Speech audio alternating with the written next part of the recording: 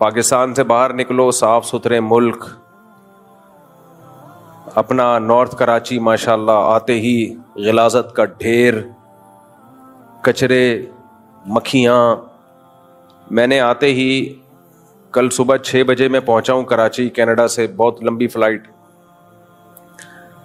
جو ہمارے ہوسٹ تھے کینیڈا میں، آتے ہی ویڈیو کال کی میں نے ان کو اور بتایا کہ ماشاء اللہ آپ ہماری گلی دیکھیں. اور میں نے کہا مجھے کیوں بھیجا آپ نے واپس، مجھے آنے کیوں دیا؟ تو جب میں نے ان کو اپنی گلی دکھائی تو کیا بتاؤں، کیا گٹر کے جو صفائی ہوئی ہوئی تھی نا، وہ مال ملادہ باہر رکھا ہوا تھا، پوری گلی کا یہی حال. اور اس پورے نارتھ کراچی کا الحمدللہ یہ حال ہے. الحمدللہ کیوں کہہ رہا ہوں میں؟ کہ اللہ کا شکر ہے کہ ہم صبر کرتے ہیں اس پہ. اب پتہ نہیں صبر پہ ثواب مل رہا ہے یا الٹا عذاب ہوگا. کہ اللہ کہے گا کم بختو، گندگی پہ صبر کرتے ہوئے تمہیں شرم نہیں آتی؟ کچھ صبر ایسے ہوتے ہیں جن میں یہ ڈاؤٹ ہوتا ہے کہ صبر کا ثواب بھی مل رہا ہے کہ نہیں مل رہا. شریعت کے خلاف چیزوں پہ صبر کا ثواب تھوڑی ملتا ہے. جیسے جو لوگ دوسری شادی نہیں کرتے اور صبر سے رہتے ہیں، تو میں ان سے کہتا ہوں کہ اس پہ ثواب تھوڑی ہے، کیونکہ وہ تو اللہ کی طرف سے ترغیب ہے، کرو بھائی. تم نہیں کر رہے تو وہ تو تمہارا اپنا ہیڈک ہے. آپ افطار کے وقت صبر کرو کہ میں 1 گھنٹے بعد افطار کروں گا. پکوڑے رکھے ہوئے ہیں، اذان ہو گئی مغرب کی، شربت، پکوڑے، چاٹ، دل چاہ رہا ہے کھانے کا، آپ صبر کرو 1 گھنٹے بعد کھاؤں گا. ثواب ملے گا؟ تو بھائی وہاں ثواب ملتا ہے جہاں صبر کا اللہ نے حکم دیا ہو. گندگی پہ صبر کا اللہ نے ہمیں حکم نہیں دیا ہے. یہ سوچ کے اور ٹینشن ہوتی ہے کہ پتہ نہیں صبر پہ ثواب مل بھی رہا ہے کہ نہیں مل رہا. آپ کہہ سکتے ہیں مفتی صاحب جب اتنی گندگی ہے نارتھ کراچی میں رہتے کیوں ہو؟ بھائی مسجد کی وجہ سے رہتے ہیں. یہاں 20 سال ہو گئے. رفیع بھائی ہیں یہاں پہ ماشاءاللہ پرانے، اور پرانے دوست ہیں جن کے زمانے کی ٹرینیں بند ہو چکی ہیں، ان کے زمانے کی سائنسی ایجادات ریٹائر ہو چکی ہیں. تو اب پرانے لوگ ہیں. تو پھر سب سے بڑی بات مسجد. آپ کہہ سکتے ہو کہ دوسری مسجد میں چلے جاؤ، مسجدیں کم تھوڑی ہیں. میرے جیسے آدمی کو انتظامیہ کے لیے برداشت کرنا آسان کام نہیں ہے. یہ ایک اہم مسئلہ ہے، خوب سمجھ لیں. دیکھو عوام کو عقیدت اور محبت ہو جاتی ہے، لیکن انتظامیہ کے مسائل ذرا ڈفرینٹ قسم کے ہوتے ہیں. انتظامیہ کا کچھ پتہ نہیں ہوتا کیا نکلے، ایک درد سر نہ بن جائے، مصیبت نہ بن جائے. امریکہ میں میرا بیان تھا، لوگ بڑے جوش سے بیان سن رہے تھے. بیان سے پہلے انہوں نے کیا چندہ، میرے آنے سے پہلے کیا انہوں نے چندہ، کہ چلو مسجد میں لوگ آ رہے ہیں اپنی مسجد کے لیے چندہ کریں، ٹھیک ہے، مجھے کوئی اعتراض نہیں. میں جب پہنچا ہوں تو آئے تھے لوگ میرا بیان سننے کے لیے تھے، چندے کے لیے تھوڑی آئے تھے. خیر انہوں نے چندہ بھی دے دیا، مجھے کوئی اعتراض نہیں ہے. مسجد کو اگر کوئی چندہ دے، صدقہ جاریہ ہے. جب میں آیا ہوں تو لوگ جوش میں کہ بھئی اب بیان سنیں گے. بیان ہوا 1 گھنٹہ زبردست، لوگ چاہ رہے تھے اور بھی ہو، بہت دور دور سے. آپ کو پتہ ہے یہ امریکہ کینیڈا میں لوگ سبرز میں رہتے ہیں، سبرب جو مضافات ہوتے ہیں وہاں سے بہت دور، کوئی 3 گھنٹے کی ڈرائیو، 4 گھنٹے کی ڈرائیو پہ آتے ہیں. تو وہ تو چاہتے ہیں کہ بھئی ہم اتنی دور سے آئیں یا کچھ لمبا بیان ہو. تو بعض مسجدوں میں دیکھا کہ پبلک بیٹھی ہوئی ہے جوش سے، شوق سے بیان سننے کے لیے، اور کمیٹی والوں نے کونیاں مارنا شروع کر دی. بند کرو، ختم کرو بیان، دیر ہو رہی ہے. کیوں؟ اس لیے کہ کمیٹی کا مقصد تھا روکھڑا، وہ مل گیا ان کو، اب ان کو بیان بوجھ لگ رہا ہے. سمجھ میں آ رہی ہے بات کہ نہیں آ رہی ہے؟ تو میں نہیں کہہ رہا ساری کمیٹیاں ایسی ہوتی ہیں، جو بیان سن رہی ہیں ان کے علاوہ ایسی ہوتی ہیں. مجھے بڑا غصہ آیا. میں نے کہا بھائی لوگ اتنے شوق سے سن رہے ہیں، کہہ رہے نہیں بہت لمبا ہو گیا بیان. تو لمبا ہو گیا تو مجھے تھکاوٹ ہو نا، یا لوگوں کو تھکاوٹ ہو. جب سامنے والے جوش و خروش سے بیان سن رہے ہوتے ہیں نا، تو بیان کرنے والے کو بھی موٹیویشن ملتی ہے، اس میں بھی پاور آ جاتی ہے، طاقت آ جاتی ہے. بہت دفعہ ہوا ہے کہ پبلک سن رہی ہے, کہہ رہے نہیں جی بیٹھے ہیں, آپ عشاء کے بعد بھی بیٹھے ہیں, اور کمیٹی والے کیا کر رہے ہیں, پاؤں پہ آ کے ٹھونگے مار رہے ہیں, یوں کر رہے ہیں. تو اس لیے مساجد کی انتظامیہ کچھ ٹھیک بھی ہوتی ہیں, کچھ الگ بھی ہوتی ہیں. تو اب ہم تو تھوڑا سا عام لوگوں سے تھوڑا سا ٹریک سے ہٹ کے چل رہے ہوتے ہیں. تو اب مجھے خطرہ ہوتا ہے پتہ نہیں یہ برداشت کر پائیں نہیں کر پائیں, ایک نیا مسئلہ کھڑا ہو جائے. اب یہاں کے لوگوں نے تو برداشت کر لیا, مجھے 20 سال بہت ہوتے ہیں برداشت کرنا, عادی ہو گئے ہیں, خوبیاں خامیاں جو بھی ہیں چلو بھائی چلے گا. نئی جگہ جانے کے بعد کیا ہوگا کچھ پتہ نہیں ہے. اس لیے بہتر ہے کہ آدمی جہاں ہے تمیز سے وہیں بیٹھا رہے. باقی مرغیوں کا غم ہے وہ پھر کبھی شیئر کریں گے انشاءاللہ, وہ غم رہے گا. جب بھی آتا ہوں میرا دل چاہتا ہے کہ بس چھوڑو کیا باتیں کروں لے کے. خیر, تو اب ہم سوچ رہے ہیں کہ یہ گندگی کسی طریقے سے ختم کریں.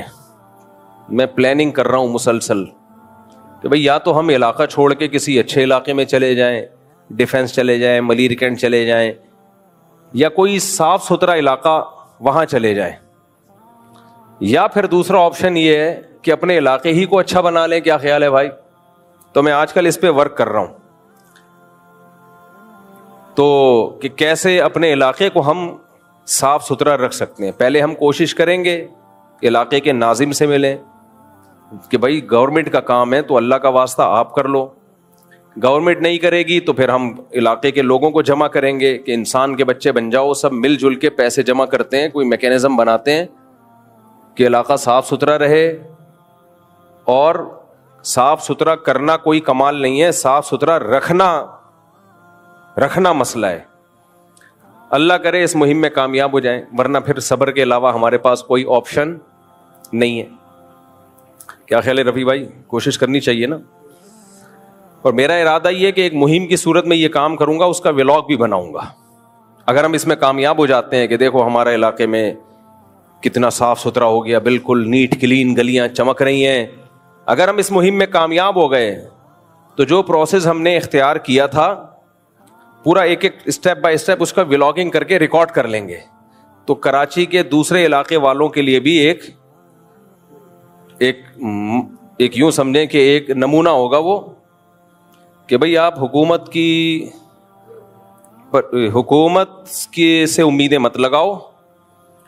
دیکھو ہمارے گھروں کو گورنمنٹ آ کے صاف کرتی ہے بھائی, گٹر بند ہو جائے گورنمنٹ آتی ہے, کچھ خود ہی کرتے ہیں نا. اور بھی بہت ساری چیزیں جو ہم خود صاف کرتے ہیں. ہم گورنمنٹ کے بل بوتے پہ نہیں ہوتے, ہم اپنے بستروں کو صاف کرنا, گھر کے برتنوں کو صاف کرنا, ماسیاں لگائی ہوئی ہوتی ہیں, خود کر رہے ہوتے ہیں, بیسیوں ڈیپینڈ نہیں کرتے. تو ایسا ہی بھائی ایک گلی کو سب گلی والے مل کے بھی تو صاف کر سکتے ہیں, لیکن ایک سسٹم ہونا چاہیے. وہ سسٹم ہمارے پاس نہیں ہے, تو اس پہ میں کوشش کر رہا ہوں, کام کر رہا ہوں. ابھی شروع کیا میں نے, یہ میرا کام ہے نہیں لیکن مجبوری ہے, کیا کریں بھائی, جب آپ لوگ نہیں کرو گے تو مولانا صاحب کریں گے نا. یہ تو اپنا علاقہ صاف کریں گے انشاءاللہ, پھر ہم بتائیں گے بھائی یہ اگر ہو گیا نہیں ہوا, کیونکہ اس میں لوگوں کا تعاون ضروری ہے. اور اس میں جس سے بھی مشورہ کیا ہے سب سے بڑا مسئلہ یہ ہے کہ لوگ پیسے نہیں نکالتے جیب سے. یہ بڑا مسئلہ ہے. کسی سے 50 روپے نکلوانا, خون پسینہ نکل جاتا ہے آدمی کا, خون پسینہ نکل جاتا ہے, لوگ نہیں دیتے. یہ تو گورنمنٹ آپ سے گیس اور بجلی کے بل لے لیتی ہے, کیونکہ نہیں دو گے تو گیس کاٹ کے چلی جائے گی, تو مجبوری ہے دے دیتے ہیں, ورنہ یہ بھی کوئی نہیں دیتا. یہ بہت بڑا مسئلہ ہے ہمارے ساتھ کہ حق لیتے ہوئے تو ہم سب آ جاتے ہیں, حق دینے کے لیے بہت بڑا مسئلہ ہوتا ہے ہم لوگوں کے ساتھ. تو کوشش کریں گے, کامیاب ہو گئے تو ٹھیک ہے, نہیں تو خیر. تو میں تو آئنسٹائن کا نظریہ اضافت بیان کر رہا تھا کہ کسی صاف ستھرے علاقے, ہمارے حضرت مفتی رشید احمد صاحب جو تھے نا بہت زیادہ صاف ستھرے تھے, بہت سے بھی زیادہ, حالانکہ وہ تو باہر ملکوں سے ہو کے نہیں آئے تھے, اتنے صاف ستھرے تھے. وجہ کیا تھی؟ ہماری جو روایات تھی نا ہندوستان میں وہ یہ والی نہیں تھی جو آج چل رہی ہیں. ہماری جو ہندوستان میں روایات تھیں وہ صفائی ستھرائی والی ہی تھی. مسلمان بہت صاف ستھرے ہوا کرتے تھے, ہمارے حکمرانوں نے ہم کو میلا بھی کر دیا اور الحمدللہ ہم کو گندا بھی کر دیا. خیر, تو میں یہ عرض کر رہا تھا کہ کسی بھی چیز کو سمجھنے کے لیے اس کے اپوزٹ کو سمجھا جاتا ہے. آپ صاف ستھرے علاقے سے آؤ تو گندگی آپ کو بری لگے گی, گندے علاقے سے جاؤ تو صفائی آپ کو بہت اچھی لگے گی. میں جب باہر ملکوں میں جاتا ہوں 3 دن تک صرف سانس لیتا رہتا ہوں. آپ بھی آسٹریلیا گئے تھے نا, یہ بھی ان کا فون آیا, مفتی صاحب عجیب ہی, جو انڈا موڑ سے گئے تھے آپ, اس لیے. تو آدمی کہتا ہے پتہ نہیں کہاں آ گیا, میں جنت میں آ گیا یا جنت الفردوس میں آ گیا. سانس لے رہا ہوتا ہے, صفائی ستھرائی 3-4 دن تو سیٹ ہونے میں لگتے ہیں کہ میں جاگ رہا ہوں, میں سو تو نہیں رہا. مجھ پہ کچھ زیادہ اثر ہوتا ہے, میں نہیں کہہ سکتا ہر ایک پہ ہوتا ہوگا, مجھ پہ کچھ زیادہ ہی ہوتا ہے. 3 دن تک تو بس میں سانس لیتے رہتا ہوں کہ یار خاندانی قسم کی آکسیجن مل رہی ہے, کیونکہ پتہ چلتا ہے باڈی پہ اثر محسوس ہوتا ہے. ایسا ذہن کو سکون ملتا ہے, اتنا سکون ملتا ہے کہ آپ کی سوچ یہ بالکل ایسا ہی ہے جیسے کوئی بہت میلا کچیلا گندے کپڑے ہو, آپ اس کو جا کے نہلا دو, وائٹ کاٹن کلف پہنا کے, خوشبو وشبو لگا کے ایئر کنڈیشن میں بٹھا دو اور بولو اب کیسا سکون مل رہا ہے. کسی بھنگی کے ساتھ یہ کام کرو کیسا لگے گا اس کو. ہم بھنگی نہیں ہیں میرے بھائی, لیکن جن جگہوں پہ ہم رہتے ہیں نا وہ شاید بھنگیوں کے رہنے کی ہیں, وہ عام انسانوں کے رہنے کی نہیں ہے. خیر, تو تعرف الاشیاء باضدادها, ہر چیز اپنی اپوزٹ سے پہچانی جاتی ہے. تو جیسے ہمیں یہاں گندگی نظر آتی ہے تو ہمیں وہاں کی صفائی کی بہت زیادہ قدر ہوتی ہے. باہر ملکوں میں بہت اچھے لگتے ہیں وہ صاف ستھرے علاقے. ایسے ہی میرے بھائی کچھ صفائیاں یہاں پر ہیں, تو جب ہم وہاں جا کے وہ گندگیاں دیکھتے ہیں تو وہ گندگیاں بھی ہمیں بہت زیادہ بری لگتی ہیں. وہ انگریزوں کو نہیں لگتی, وہ ہمیں لگتی ہیں. وہ ہے روحانی گندگیاں. وہ کیا ہیں بولو؟ روحانی گندگی. بے لباس ہونا کوئی کمال نہیں ہے. بے لباسی یہ تہذیب سے عاری لوگوں کی علامت ہے. دنیا میں تہذیب میں سب سے پہلا دخل آپ کے لباس کا ہے. قرآن مجید کیا کہتا ہے؟ قد انزلنا علیکم لباسا یواری سوآتکم وریشا. اللہ کہتے ہیں ہم نے تمہارے لیے لباس اتارا ہے جو تمہاری جسم کے ان اعضاء کو چھپا دیتا ہے جو اعضاء ہم دوسروں کے سامنے دکھانا نہیں چاہتے. اور اللہ نے قرآن مجید میں لباس کو زینت قرار دیا. زینت. مجھے ایک بات بتاؤ, زینت میں انسان کو سکون ملتا ہے یا زینت اختیار کیے بغیر بد زینت ہونے میں سکون ملتا ہے؟ زینت میں سکون ہے نا. جتنی زیادہ زینت ہوگی چھچور پنا نہ ہو. زینت کا مطلب تہذیب کی والی جو زینت. تو اللہ قرآن مجید میں اللہ سے زیادہ کوئی انسانی نیچر کو جانتا ہے بھائی؟ کوئی بھی نہیں جانتا. اللہ کہتے ہیں ہم نے تمہارے لیے زینت رکھی ہے. کس میں؟ لباس میں. اب دیکھو ایک بات خوب اچھی طرح سمجھو, اللہ نے مرد کے لیے بھی لباس کو زینت قرار دیا, عورت کے لیے بھی لباس کو اللہ نے زینت قرار دیا. اور عورت کا لباس اللہ نے سر کے بال سے لے کے پاؤں کے ناخن تک, اور مرد کا لباس اللہ نے اتنا سخت نہیں رکھا. جو قوم بے لباس ہو جائے, چڈیاں پہن کے گھوم رہی ہو, پورے باڈی ان کی ایکسپوز ہو رہی ہو, یہ بھی ایک گندگی ہے. جب انسان یہ گندگی دیکھتا ہے تو اپنی لباس کی اس کو قدر ہوتی ہے. اللہ کا کتنا بڑا فضل ہے, ہماری عورتیں پورے کپڑے پہنتی ہیں, ہمارے مرد بولو پورے کپڑے. اب مجھے آپ بتاؤ, آپ لوگ اگر یہاں کتنے اچھے لگ رہے ہو ماشاءاللہ, نیک شریف شرفا, اگر یہاں چڈی بنیان میں آئے ہوئے ہوتے اچھے لگ رہے ہوتے یا برے لگ رہے ہوتے؟ بولتے کیوں نہیں؟ کتنے برے لگ رہے ہوتے. کچھ ٹھرکی قسم کے لوگ جن کی شہوت اور ٹھرک حد سے تجاوز کر چکی ہے، ان کو تو وقتی طور پر شاید کوئی سکون مل رہا ہوتا، لیکن وہ بھی تھوڑی دیر کا ہوتا ہے.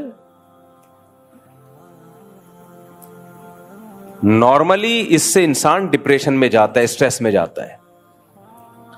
تبھی دنیا کی جتنی قومیں ہیں، چاہے مسلم ہو یا غیر مسلم، آدم علیہ السلام سے لے کے آج تک 100-150 سال پہلے تک پورا پراپر لباس پہنا کرتی تھیں، چاہے وہ مسلم ہو چاہے وہ غیر مسلم. سکون ملتا ہے اس میں. لیکن جب آپ کفرستان میں جاتے ہو، پھر آپ کو اسلام کی قدر ہوتی ہے کہ اے اللہ تیرا کتنا فضل کہ تو نے ہمیں حکم دے دیا پورا لباس پہننے کا، مرد کو بھی اور عورت کو بھی. اس کا فائدہ کیا ہوا؟ اللہ نے حکم دے دیا، اس کا فائدہ کیا ہوا؟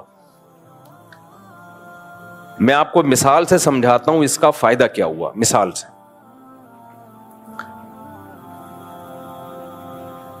آپ کو کوئی بیماری تھی، ڈاکٹر نے کہا کہ ڈاکٹر کو پتا تھا کہ اس بیماری کا علاج اس میڈیسن میں ہے، اس دوا میں ہے جو ذرا کڑوی ہے. آپ بلا وجہ ڈاکٹر سے الجھ رہے ہو اور کہہ رہے ہو کہ دلیل سے ثابت کرو کہ اس دوا میں میری شفا ہے. یا اور آسان کر دیتا ہوں، آپ دلیل سے ثابت کرو کہ اس انجیکشن میں میری شفا ہے. اب ڈاکٹر دیکھ رہا ہے کہ یار اس انجیکشن کو اگر نہیں لگایا گیا یہ بندہ مر جائے گا، اور میں دلیل سے ثابت کرنے آ گیا تو اس میں ایک نئی ڈیبیٹ شروع ہو جائے گی. اس کو سمجھائے گا کون؟ کیونکہ اس کی عقل ڈاکٹر کی عقل کے برابر نہیں ہے. عقلیں لامحدود ہوتی ہیں یا محدود ہوتی ہیں؟ بولو. دنیا میں کوئی انسان ایسا ہے جسے اللہ تعالی نے غیر محدود صلاحیت دی ہو؟ کوئی ہے ایسا انسان؟ آپ وزن اٹھا سکتے ہو 10 کلو 20 کلو بہت 30 کلو. کیا دنیا میں کوئی ایسا انسان دیکھا جو لامحدود ویٹ اٹھا سکتا ہو؟ ہے بھائی؟ تو بھائی ہمارے بازوؤں میں وزن اٹھانے کی طاقت محدود ہے، کتنا ہی بڑا فنٹر ہو ایک وقت کے بعد جا کے عاجز آ جائے گا. اللہ نے ہمیں بولنے کی طاقت دی، یہ محدود ہے یا لامحدود؟ میں 1 گھنٹہ بیان کر سکتا ہوں، 2 گھنٹہ کر سکتا ہوں، 3 گھنٹہ پہ. جب پہلے میرے سفر ہوتے تھے ایک دن میں 4 بیان رکھے ہوئے ہوتے تھے، میں ان سے کہتا تھا ویسی گولی سے مار دو میرے بھائی. اتنا کون بولے گا یار؟ ہمارے تو فرمایا کرتے تھے جو وائز ہوتے ہیں نا، واعظ و نصیحت کرنے والے، وہ اگر ہر وقت بیان کرتے رہیں تو کیچڑ آنا شروع ہو جاتا ہے. مثال دیتے تھے کنویں میں پانی زیادہ نکالو گے تو کیچڑ آئے گا، بیان میں جان اور طاقت ختم. تو تم بولنے کی ایک محدود طاقت ہے، ایک وقت تک بولو گے تھک جاؤ گے، گلا بیٹھ جائے گا آپ کا، دماغ کام کرنا چھوڑ دے گا. بھاگنے کی محدود طاقت. ایک خاتون گئی کہ میرا بچہ، میرے شوہر جو ہے ڈاکٹر نے ان کو کہا کہ آپ کے شوہر بیمار ہیں تو ان کو چاہیے کہ واک کیا کریں. نفسیاتی ڈاکٹر تھا، دماغی ڈاکٹر ہوتے ہیں نا جو نفسیاتی تو نہیں کہنا چاہیے، نفسیات کا علاج کرنے والے. نفسیاتی کا مطلب تو خود بیچارہ نفسیاتی، لیکن وہ تھا بھی نفسیاتی. بعض ڈاکٹر لوگوں کی نفسیات کا علاج کرتے کرتے خود کیا ہو جاتے ہیں. یہ میرا ٹاپک چینج نہ ہو جائے، یہ جو ٹاپک لے کے چل رہا ہوں بیچ میں قیام تام بہت آتا ہے. یہ بھی اس کی علامت ہے بھائی. جو سائیکیٹرسٹ ہیں ان کو بھی چاہیے کہ روزانہ 2-3 پیشنٹ سے زیادہ مت دیکھا کریں، کیونکہ کسی نفسیاتی سے کو ڈیل کرنا اور اس سے بات چیت کرنے سے آدمی خود بھی کیا ہونا شروع ہو جاتا ہے؟ نفسیاتی ہونا شروع ہو جاتا ہے. میرے پاس کوئی وہمی آ جائے نا، ایسے کانپنا شروع ہو جاتا ہوں میں کہ یہ مجھے وہم کا مریض بنائے گا. اس لیے میں بس ایک دن میں 24 گھنٹے میں 1 سے زیادہ پیشنٹ وہم کے مریض کا نہ کال سنتا ہوں نہ اس کو دیکھتا ہوں، اور اس کو بھی 2-3 منٹ. اس کے بعد میں بولتا ہوں تیرا کوئی علاج نہیں ہے، تو بیمار ہے تو ہمیں کیوں بیمار کر رہا ہے بھائی؟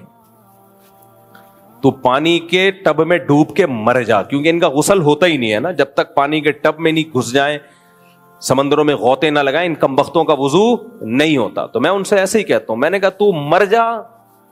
اس زندگی تیری بیوی تجھ سے پریشان، تیرے بچے تجھ سے پریشان، ٹینکیوں کی ٹینکیاں خالی کر دیتے ہیں. ایسے لوگ ہیں نہانے جاتے ہیں پوری ٹینکی خالی ہو گئی، ان کا کمبختوں کا غسل نہیں ہو رہا. تو بھائی تیرا غسل نہیں ہو رہا تو ہمیں کیوں پریشان کر رہا ہے اس کو؟ نہیں مجھے پتا ہے اس کے نہیں کوئی علاج ہے. یہ جب تک خود نہیں سیریس ہوگا اپنے علاج میں کون کر سکتا ہے علاج؟ تو اب کتنے ڈاکٹرز ایسے ہیں جو سائیکولوجسٹ تھے وہ علاج کرتے کرتے خود سائیکو ہو گئے کیونکہ اپنی طاقت سے زیادہ بوجھ اٹھا لیا, اب اپنا علاج کسی اور سے کروا رہے ہیں. تو یہی ایک ڈاکٹر تھا جو علاج کرتے کرتے کیا ہو گیا, سائیکو پیشنٹ بن گیا. تو ایک خاتون نے کہا کہ کچھ انہوں نے خاتون کو مشورہ دیا کہ اپنے شوہر کو بولو واکنگ کیا کریں. تو انہوں نے کہا وہ تو ماشاءاللہ 20 سال سے واکنگ کر رہے ہیں. 20 سال سے کیا کر رہے ہیں؟ واکنگ. تو ڈاکٹر نے کہا پتہ نہیں کہاں نکل گئے ہوں گے, پکڑ کے لائے ان کو. جو بندہ 20 سال سے واکنگ کر رہا ہو وہ تو اب تک کراچی سے امریکہ پہنچ چکا ہوگا. خیر